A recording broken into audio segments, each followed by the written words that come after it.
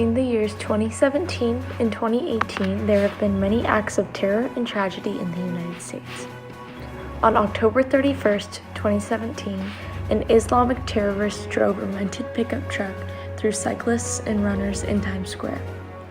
This was the deadliest terrorist event in America since the attack on 9/11, killing 8 people and injuring 11 others. Americans unified to appreciate the victims and recuperate from the unexpected tragedy. The terrorist was shot in the abdomen by police officers and arrested while pledging his allegiance to ISIS. The amount of violent acts in the United States keeps increasing, which has left many fearful and grieving. Although we have one of the most powerful militaries in the world, and our government aims to protect American citizens, we are still in danger of violence. A main reason for this is the prevalence of firearms and lack of gun control laws. The year of 2017 was declared the deadliest year for mass shootings in American history, and this prevalence continues into 2018. On October 1st, 2017, occurred the deadliest mass shooting in U.S. history, the Las Vegas Massacre. 64-year-old Stephen Paddock opened fire on 22,000 people at a country music festival from his hotel suite in the Las Vegas Strip. The attack, which left 58 people dead and more than 500 injured, was very devastating. Just 1 month after the tragic attack in Las Vegas, Devin Patrick Kelly killed at least 26 churchgoers and injured 20 others at First Baptist Church in Sutherland Springs, Texas. It was the deadliest shooting in Texas history. Plenty of attacks have followed these ones. We're only 20 weeks into 2018, and there have already been 22 school shootings where someone was hurt or killed. That averages out to more than 1 shooting a week. Violent occurrences in the United States culture will only continue to occur if stricter gun regulations aren't implemented. Many Americans are voicing their political distaste in current gun control regulations through political protests and marches.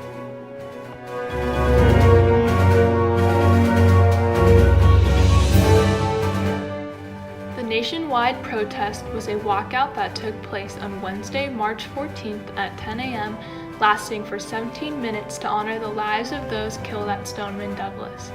The walkout was open to American students, teachers, and staff.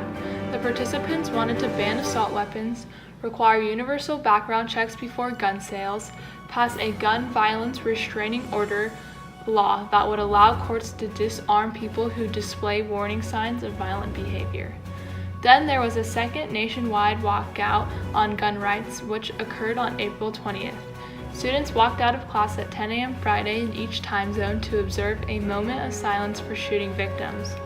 This walkout also marks the 1999 Columbine High School massacre in Colorado, in which 2 gunmen killed 12 students and a teacher. Other actions during that day have included marching to local lawmakers' offices, allowing open mic time for students to share concerns, and helping register those who are eligible to vote. Students at more than 2,500 schools participated. 2018 Women's March was a protest march that occurred January 20th, 2018 on the anniversary of the 2017 Women's March. People all across the country and the world flooded the streets for the second annual Women's March, 1 year after more than 4 million people worldwide marched in the inaugural protest.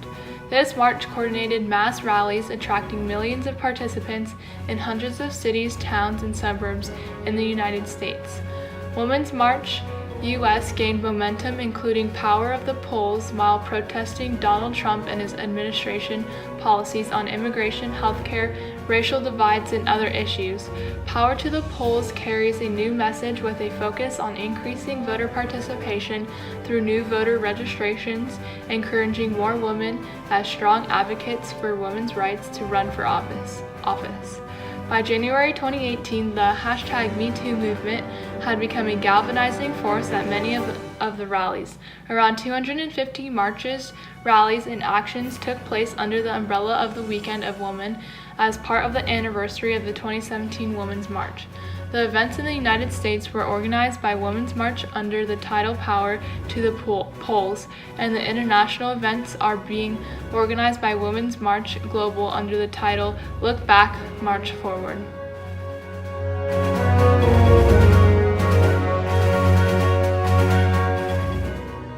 The following reveals important events in foreign affairs between 2017 and 2018.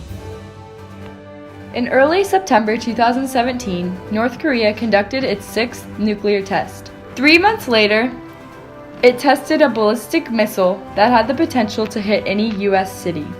President Trump said he would stop North Korea in its tracks and said that North Korea would, quote, be met with fire and fury like the world has never seen, end quote. He continued on to call North Korean leader Kim Jong-un Little Rocket Man. Additionally, Trump pushed China to solve the problem. Allowing North Korea to remain a nuclear power posed big risks in 2017, as well as moving into 2018. Since December, Russia and the United States have been engaged in an increasingly heated diplomatic back-and-forth fight. Kremlin required the United States to trim its diplomatic staff in Russia by 755 people. As a result, Russians who wanted to visit the United States had to wait even longer for visas, and they could only apply in Moscow. Problems continued into 2018.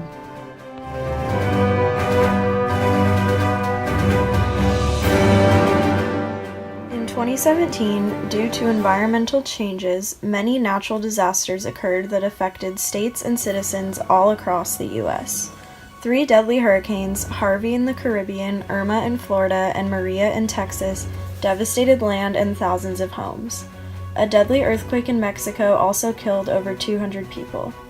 In addition to these major natural disasters, temperatures in the North Pole have been rising, reaching more than 50 degrees Fahrenheit above previous averages. This heat spike was the third one recorded in a little over a month, when normally they occur only once each decade. All of these natural disasters seem to suggest climate change, and that the United States needs to act as fast as possible to ensure that disasters stop occurring and global warming will slow down as well. Many other countries such as China and Japan have taken steps to address climate change, putting policies into place to reduce fossil fuels and carbon emission. However, the United States has failed to make these important changes as it is run by major fuel companies that profit off of these emissions.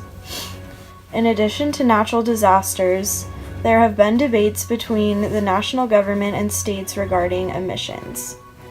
Even though the United States as a whole is lacking on policies to address climate change, individual states in America have been fighting to make changes to save the climate.